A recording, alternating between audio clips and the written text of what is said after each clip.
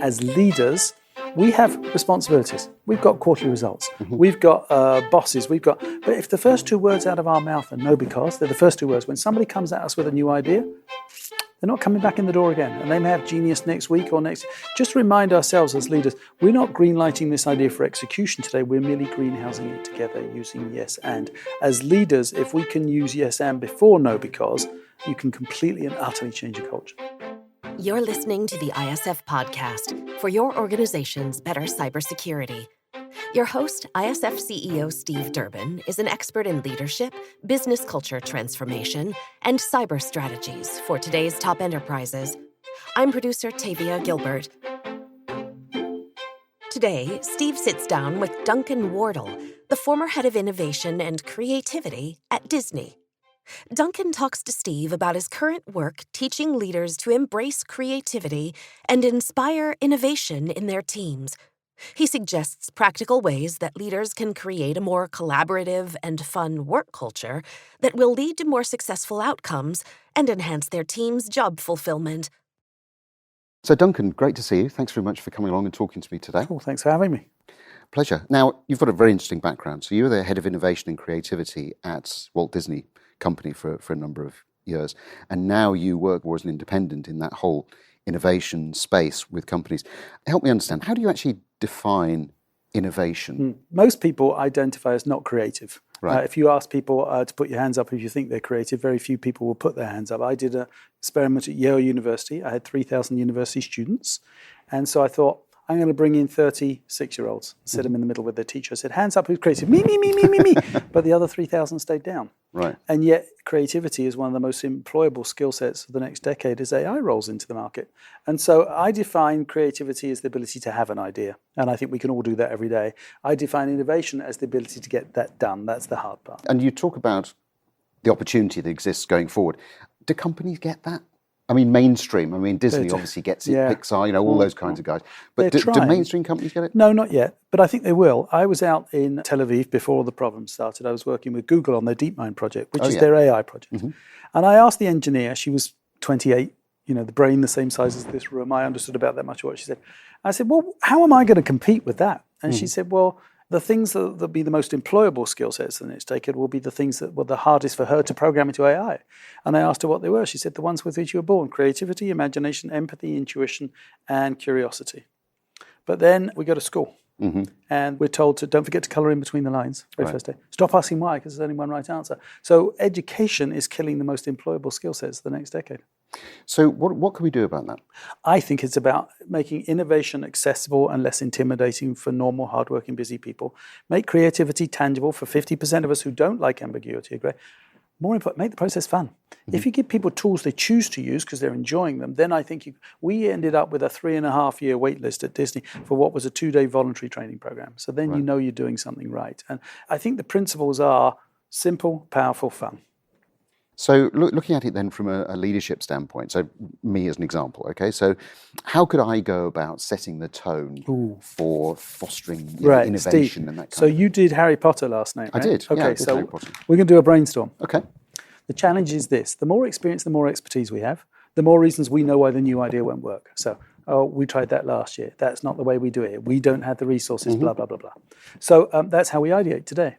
So Harry Potter, I'm going to come at you with some ideas for a Harry Potter party. Okay. We've got $100,000, a reasonable budget for a birthday party. Okay. I'd like you to start each and every response with the words, no because. No because. And then you'll tell me why not. Okay. So I was thinking, of actually putting a sorting hat outside your front door, and all the good employees on your team get the Gryffindor party, but all the bad employees get the dark, mysterious Slytherin party. No because. No because. And tell me why not. I've only got good employees. Fair point. Okay. I'll tell you what, then we'll have a magic potions room full of our favourite alcoholic liquid that turns this into something totally freaky. Right. No, because we have a policy of not providing alcohol. Fair point. But I've heard you've got a fairly large dining room. We could stretch it a bit and have the floating candles come down from the ceiling. No, because of the fire risk. Man. Cosplay party. You could be Professor McGonagall. I could be Albus Dumbledore. No, because I don't have a beard. Well, what if we just showed the movies on the big screen? No, because I haven't got any big screens. All right, so we're going to stop there. Okay. When somebody's constantly saying no because to you when you're ideating, how does that make you feel? It's pretty depressing, really, isn't it? It sort of pushes you to a place you'd really rather not go. And do you think our idea was getting bigger or smaller just then? Which direction was it headed? It was shrinking. Okay, so can we do a Star Wars party? Okay, Yeah, Star Wars fun. I'm going to come at you some Star Wars ideas. Okay. This time I want you to respond with the following 2 words each time. Yes and. Yes, and you'll just give me back an idea, Yep. okay? So I was thinking, we could turn your kitchen into the Death Star canteen, and we could have food and wine from Hoth and Naboo and Tatooine. Yes, and we could get a whole pile of people in to fill the room. Oh, yes, and we could have glow-in-the-dark lightsabers full of our favourite alcoholic liquid. Yeah, and we could also get some snacks and nibbles for people to have. And yes, and we could do cosplay again, right? You could be Lord Vader, and I'd be a little Ewok. Yeah, that works really well for me. Well played. So, laughter, energy. Yeah. This time around, bigger or smaller? Oh, getting bigger. Yeah. Right. We have constituents to bring on board. We have colleagues to bring on board. We have local governments to bring on board with our ideas. When we just finished building that idea together, whose idea was it by the time we finished? Oh, it was mine. Ours, Steve. Ours No, was it's the mine. word you're looking No, for. Ours. Duncan, it was mine. You meant ours. That's the word I didn't. He was I looking meant for. it was mine. So, here's the thing. This is the challenge as a leader, because that was the question. Right? Yeah. When you use yes and, it turns a small idea into a big one really quickly. Far more importantly, it transfers the power of my idea, which never goes anywhere, to our idea and accelerates its opportunity to get done. As leaders, we have responsibilities. We've got quarterly results. Mm-hmm. We've got bosses. But if the first 2 words out of our mouth are no because, they're the first 2 words. When somebody comes at us with a new idea, they're not coming back in the door again. And they may have genius next week or next. Just remind ourselves as leaders, we're not greenlighting this idea for execution today. We're merely greenhousing it together using yes and. As leaders, if we can use yes and before no because, you can completely and utterly change a culture. Yeah, I agree with that. I mean, I'll give you a real example. So during the pandemic, we normally run an annual congress. And when the pandemic hit, of course, we couldn't do that. And what I did was I actually asked the team what we could do instead, because I actually didn't know. And they came up with a whole range of different ideas that resulted in our digital congress, which we've continued running in parallel today. So that's an example of that whole sort of creativity, the power of many, and releasing people to actually have the freedom to create. Roll it forward a number of years, though, and I would say that the majority of organizations have gone back to being the way that they used to be. Because that's the way we've always done it here. Yeah. And we could, for many, many years of our career, we could do the way the business was always done. However, in the last 4 years, we've had a global pandemic. Climate change is smacking us square in the face. Generation Z is entering the workplace who don't want to work for us. Mm-hmm. And here comes AI. We don't get to think the way we always did. The biggest barrier to innovation is our own river of thinking. Well, what's a river of thinking? It's our own expertise and our own experience. And the more you have in the industry in which you work, the wider, the faster, and the deeper is that river of thinking. But we don't get to think the way we did 4 years ago. So I've created a set of tools that has 3 principles, as I mentioned. Mm-hmm. Takes the intimidation out of innovation, makes creativity tangible, makes the process fun. So I ask people often at the beginning of my talks, I'll ask people if they're creative. Mm-hmm. Very few people out this morning. I think about 3 people put their hands up. And then I ask them, well, who? And they say, well, what are the biggest barriers? We don't have the resources. Then you say, well, who are the most creative people you ever met? They say, children. You're like, well, how much money have they got? Oh, I'm sorry. So, but what do children do better than us? They play. Mm-hmm. Now, I asked everybody this morning, who's encouraged to be playful at work? Not too many hands went up. Right. Now, but what's the importance of playfulness at the right time? Close your eyes. I did this morning. I'll do it with each talk. I'm going to ask you a question. I want you to just shout out the first word that pops into your mind in response. Okay. Where are you usually, and what are you doing when you get your best ideas? I'm usually in the shower. In the shower, so you can open your eyes. So this morning we heard shower, bicycling, riding, commuting, falling asleep, waking up, drinking. And then I said, hands up, who said at work? Not one hand. Right. I've done it with 20,000 people, not one hand. Well, why do we never have our best ideas at work? We're paid to have best ideas at work. Close your eyes again. The last verbal argument you were in with somebody, bit of a shouting match perhaps, you're angry at each other. Now you turn to walk away from that argument, you're 10 seconds away, you're 20 seconds away, and what just popped into your head the second you turn to walk away from the argument? That was interesting. That was, or the killer one-liner, that one beautiful line you wished you'd used during the argument, but you never did. Mm-hmm. It always came to you just as you turned to walk away. Well, why not? Why do I never have my best ideas at work? Why didn't the killer one? Because when we're at work, when we're in an argument, our brain is moving at 1,000 miles an hour. Mm-hmm. In an office, emails, presentations, weekly reports. I hear myself say, I don't have time to think. The number one barrier to innovation. And when you say, I don't have time to think, your brain state is in the brain state called beta. I call it busy data, where the reticular activating system, nobody remembers it, remember it as a door. Between your conscious and subconscious brain is firmly closed. When that door is closed, you only have access to your conscious brain. Your conscious brain is 13% of the capacity of your brain. 87% of your brain is your subconscious brain. Every meeting you've ever attended, innovation you've ever seen, creative problem you've ever solved, when the door is shut, you don't have access to it. Your job as a leader is to be playful at the right time. I run energizers. They're silly exercises. They last 30 seconds. What am I listening for? I'm listening for laughter. Why am I listening for laughter? Because the moment I hear laughter, I know that metaphorically I place you back in the shower where you are when you have your best ideas. I don't expect people to be playful every minute of every day. But as leaders of an organization, if we use no because first, we're doomed. And if we're not playful at the right time, we cannot expect other people to follow us. But that requires quite a high degree, from the leadership standpoint I'm talking about now, quite a high degree of emotional intelligence, bravery, and trust in a process that something will come out the other end that's worth doing. I'm not convinced that many leaders are in that place, are they? I think you've got to get them there. And this is why we created this toolkit that basically takes the intimidation out of innovation. We're all scared of innovation. We're all, to a certain extent, we are excited of AI and we're nervous about AI. So, for example, I just created a very simple set of tools. If you make it simple and fun, people will use it. Well, there was this tool called What If, created by Walt Disney. He wanted to have the movies have heat and mist and rain inside and mist inside the theatre. And the theatre owner said, no, Walt, that's not the way we do it here. We tried that last year. That won't hit our KPIs. So this tool, you list the rules of your challenge. Don't think about them. The faster you list them, because otherwise you'll start thinking of all the reasons you can't break them. Right. So list the rules. So he did. When I go to a movie theatre, I must sit down. It is dark. I must be quiet. I must pay to get in. I can't take in my own food and beverage. I, Walt, can't control the environment. List. Then you pick one and ask the most audacious, outrageous, absurd what-if statement. The more absurd, the further out of your river you'll jump. So Walt said, okay, what if I could control the environment? Well, he couldn't. He didn't own the movie theatres. Besides, it wasn't audacious enough. So he said, all right, if I can't control the environment, what if I take my movies out of the theatre? Well, don't be stupid, Walt. They're two-dimensional. They fall over. What if I made them three-dimensional? Well, how are you going to do that, Walt? Well, I thought I might have people dressed in costumes. I love princesses and cowboys and pirates. Yeah, but Walt, you can't have Cinderella next to Jack Sparrow. People wouldn't be immersed in her story. Well, what if I put them in different lands? Oh, wait, what if I called it Disneyland? Simple, powerful, fun. Netflix, he used the same tool. He was fed up of paying late fees. Did you go to Blockbusters? Did you pay late fees? Yeah, absolutely. Were you pissed off at paying late fees? Of course. So, did you do anything about it? No. Of course. He did. He used the same tool as Walt. He wrote down the rules. I must drive to a physical store. I must go during opening hours. I can only take out 3 at a time. They never have the one I want. I have to return it. I have to rewind it, or I pay a late fee. Those were the rules. So he picked one store. He said, 2005, what if there was no physical store? I didn't know how to do it at the time. If you know how to do it, you're iterating. If it scares you a bit, you're innovating. So he looked outside of his industry and he found a company called YouTube. It was only 6 months old. And he said, they only stream amateur content.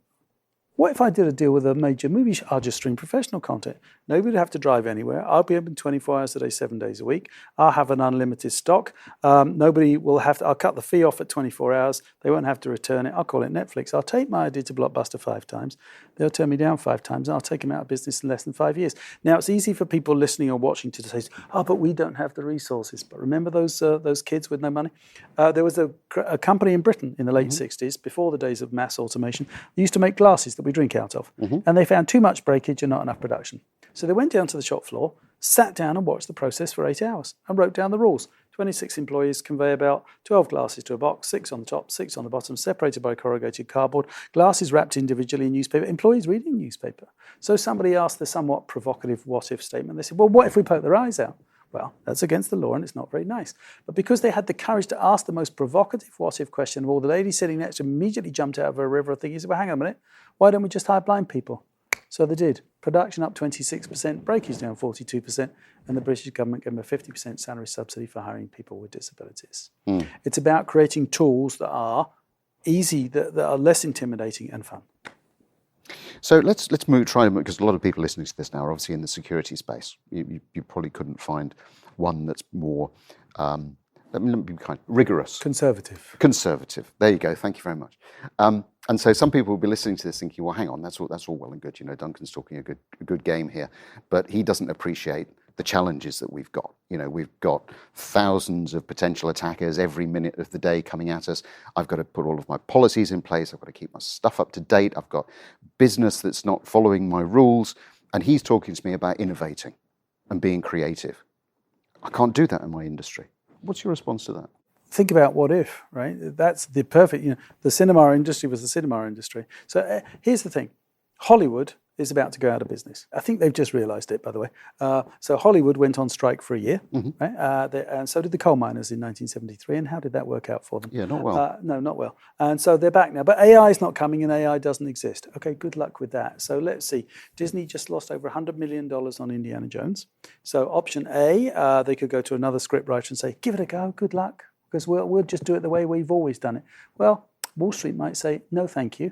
But today they could go to ChatGPT and say, right, I need a movie based on a character called Indiana Jones. Here's the backstory. Here's the algorithms of the movies that have worked and that haven't. I need the storyline, the characters developed. It needs to be set in 1932 in Berlin. We need to stop Hitler from becoming chancellor. And I need you to base the storyline, character development, and scripts on the top performing algorithms of the top performing movies in the action adventure category of the last 12 months. That's a 3-minute assignment. Is it good enough today? No, it's not. Will it be good enough for 3 to 5 years? Yes, it will.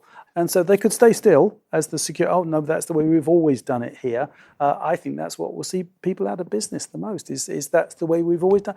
Look, global climate change, Generation Z, right? So here's one of the biggest challenges that will face not just your industry, they don't want to join you. Well, why not? Well, because we've been programmed by quarterly results. Right. They're programmed by purpose. Now, our generation, the boomers, said, oh, well, they'll bend to us because we had to bend to our elders. No, we had to bend to our elders because if you or I didn't like anything, the only people we could tell were the 2 blokes down the park when we kicked the football around. They can tell the world. So what's the importance of changing a culture from profit to purpose? Well, if you have a new set of employees who don't want to work for you, that could be a bit of a risk. I was asked to give a talk to, let's just call them the world's largest tool manufacturer. They make hammers, chisels, and saws. And they asked me to talk to them about innovation and Generation Z. So I thought, well, I know nothing about Generation Z is how they react with tools. So I went down to our big do-it-yourself stores, which in America are called Home Depot and Lowe's. In Britain, I think it's still, is it B&Q? Is that still, B&Q still a thing? And I went and I watched this generation and I listened for 8 hours. And I went back to this brand and I said, listen, this generation's never heard of your brand. They didn't mention you once. They didn't mention your products. They didn't mention the price point. They talked about what's important to them. We're going to remodel our dream kitchen. We're going to remodel our dream bathroom. I said, your purpose, if you choose to create one, is you could be the brand who helps people build their dreams. I can see the finance guys going, yeah, this guy's lost the plot. How's that going to help me make my quarterly result? Well, if you're the brand who can help people build their dreams, could you be in information security? Yes, I believe you could. Could you be in hospitality? Yes. Sports? Yes. Entertainment? Yes. Banking? Yes. Finance? Yes. You could be in any industry you want. No, we make tools because that's the way we've always done it. And there's a growing middle class in India and Mexico. They will buy our tools. No, they won't. India bypassed the laptop computer and went straight to the mobile phone. India will go straight to 3D printing. We think Amazon's going to create a drone delivery in the next 10 years. No, they're not. Amazon bets that 35% of what you buy today online, you'll be able to print in your living room 10 to 15 years from today.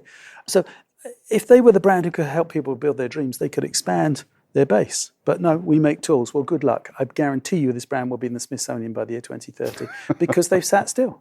And so, yes, it's easy to say, but that's the way we've always done it. But that's the biggest danger. I want to go back to something you said earlier about AI. How do you see us being better able, and I'm using us as a very broad term, people, being able to work better with AI so that we're getting the best from what people do and then AI? If I were to ask people listening today, I said, what's the biggest barrier to being more innovative and creative where you work? Bang. Over 60% would say, I don't have time to think. Well, what do you think AI is about to give us? It's going to do our weekly reports for us. It's going to do our compliance training for us. It's going to do our expense reports for us. It's going to do all the mundane stuff that will give us time to think more creatively. And look, we were all born creative. When you were a little boy and you were given a gift for a holiday and it came in a huge box, it took you ages time to take the toy out of the box because the box was the same size as you were. What did you spend the rest of the week playing with? The box. Yeah. It was your fort. It was your castle. Absolutely. We were all born creative. Yeah. Small children. What's the number one question they ask you again and again and again and again and again and again and again? One word. Why? Why? Because they know you lied the first time, that's why. They are after the core consumer truth. They're after the insight for innovation. Our data is good today, but it's not as good as a 6-year-old. Our data goes to the second why. The insight for innovation comes on the 6th why. or fifth or sixth. So if I would survey people and say, why did you go to Disney on holiday? The number one response we'll get is, we go for the new attractions. Well, if I were only to rely on my data, I'd go spend $250 million on a capital investment strategy. But if I were to pause for a moment and act childlike, not childish, and say, well, why do you go for the new attractions?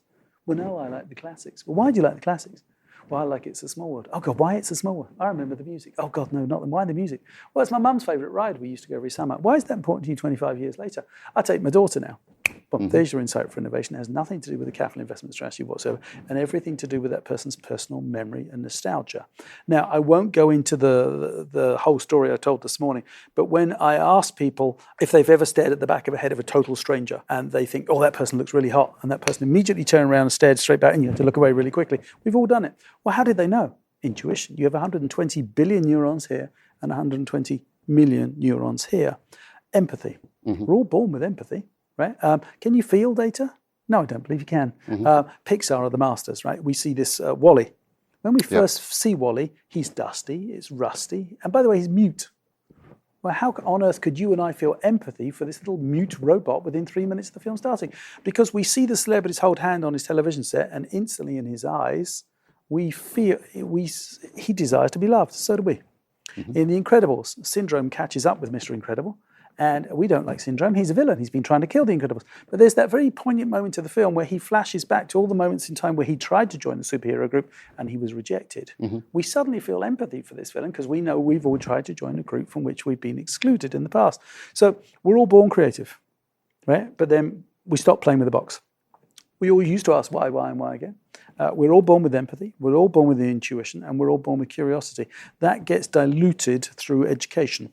And yet, here comes AI, right? AI is going to eliminate a lot of jobs, but it's also, I was scared when the fax machine came out, right? I remember we all stood around and go, oh, what's that? And then came the computer with the little green dots on it. Oh, I'm going to be out of a job. Okay, well, yeah, you could be out of a job, but then came Facebook, then came Twitter, then came touchscreen technology, then came your industry, right? So there are industries yet to be created that we have no idea what they are. So to me, the ability to create a problem solve will be something that will continue to be a very human skill. And those assets that I talk about, I believe, now this is a few years away from now, I believe we will merge. So as we seek better health and longer life, today we have prosthetic surgery, we have cataract surgery, we have pacemaker surgery. A heart is a pump. At some point in the next 100 years, they're going to figure that out. And as we want older, better life, we're going to be like a second-hand car. We're just going to take on parts. But the pieces that can't be programmed, or at least not anytime soon, here comes the Neuralink. Now, when you were a little boy, how many phone numbers did you know of your mates and your family? Oh, pretty much all of them. Right. Are you married today? Yeah. Wife or husband, do you know their phone numbers? No. Oh, there we go. No. Whoops. Oh, no, because your brain is like a hard disk. Your brain has figured out, my phone can do this for me. I don't have to. So I'm going to open up this brain. Now, at some point in our children's or grandchildren's life comes the Neuralink, right? Carry a phone? Of course not. Now, once that's embedded within us, we'll be a walking Wikipedia. And so we will be capable of infinite thought. Algorithms and everything that AI will bring to the table will merge with the human race, creativity, intuition, empathy, imagination, etc. We will merge to become a superhuman race. So, and maybe then England could win a football game on penalties, but probably not. Well, no, I'd like to think that Wales might be able to actually win a rugby game, but I think that's a long way off as well, to be quite honest. So, sadly. So, if there were two things that a leader could do today to bring about a much more innovative, creative environment, to release people, to get those creative juices flowing, what would they be, Duncan? There's a couple. But so when I ask people, actually, I'll ask you. Let's see, your favorite restaurant, you go there quite often, I'm sure, or your favorite cafe, and you read the menu and you listen to the specials, but you're not listening. Hands up if you order the same thing every single time you go. No, I don't actually. No. Most people will say yes. Yeah. For me, it's chicken tikka masala. Hands up if you sleep on the same side of the bed every night, even when you're staying at a conference by yourself. Own it, pal. You ever commute home and you get home and there's just that split second where you look at your front door and you just go, oh, how the hell did I get home? Yeah, not so much now. I did used to do that. Yeah, because when we commuted backwards and forwards, because we went past the same stimulus day in, day out, our brain physically shut down and didn't wake up till we got home. No fresh stimulus in, no new ideas out. Different companies do it different ways. Pixar does not sit by department. They sit all over the place. Steve Jobs created this philosophy called unplanned collaboration, specifically designed to bring people together who were not supposed to meet, to have a conversation they weren't supposed to have, to spark a new idea. Microsoft has Think Week. No meetings, no emails, no presentations. Here's what I would suggest. Google has 20% time. We can't take 20% of our time.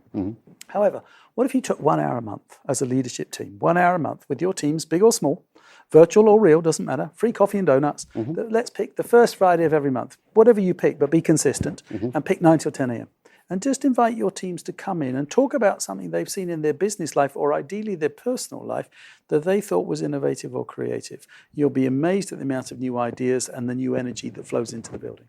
The other one is, don't let the words "no because" be the first 2 words out of your mouth when somebody comes at you with a new idea. Fantastic. Duncan, it's been great talking to you. Thank you so much for shining some light on some of the ways in which we can behave differently and get a bit more fun back into the workplace.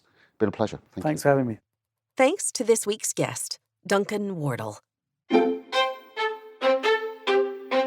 In the meantime, if you enjoyed today's episode, please take a moment to rate and review the podcast, and we'd be pleased if you'd consider sharing the episode. To become a member, get in touch with Steve directly at steve.durbin@securityforum.org or on LinkedIn. Check out all our media and resources. All of it is there to support you at securityforum.org. Don't miss our other podcast, Dear InfoSec, sharing conversations with members about the real-world applications of ISF research. The ISF podcast is produced by Talkbox Productions and Tavia Gilbert. Thanks for listening.